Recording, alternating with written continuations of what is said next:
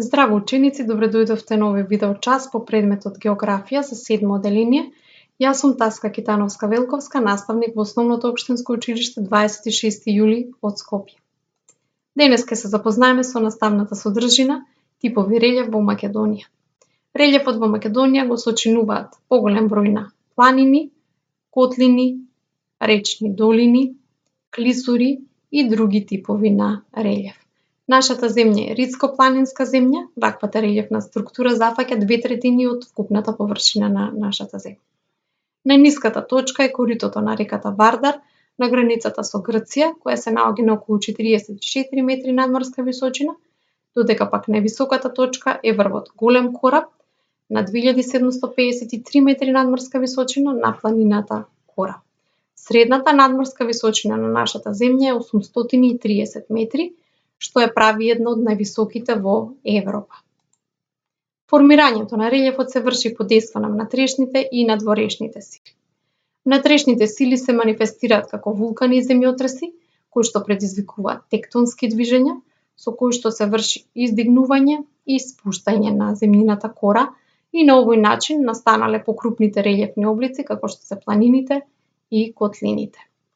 Освен планини и котлини како покрупни релјефни облици во нашата земја се среќаваат и остатоци од изгаснати вулкани. Надворешните сили пак се топлината од сонцето, врнежите, водата, речната и езерската, мразот и ветерот.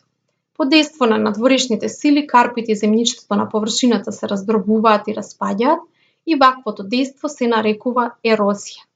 Додека пак напластувањето или таложењето на раздробениот материјал се нарекува акумулација. Со овие два процеси, ерозија и акумулација, се менува постојаниот изглед на релјефот на земјата и се создаваат нови форми.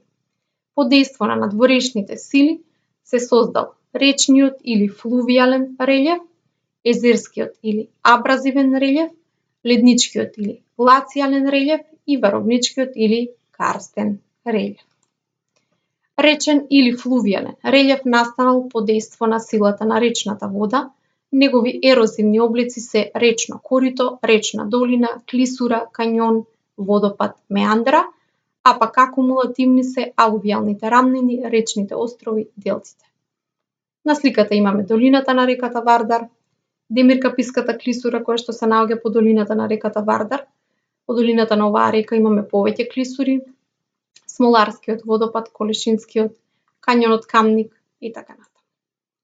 Езерски или абразивен релјеф настанал под дејство на силата на езерските бранови. Негови ерозивни облици се бранова подкопина клиф, а пак акумулативни облици низок песочен брег, езерска абрасија. Висок карпест брег или клиф имаме на Охридското езеро, островот Голем град на Преспанското езеро, додека пак песочни плажи имаме на Преспанското езеро, Охридското до Иранското езеро.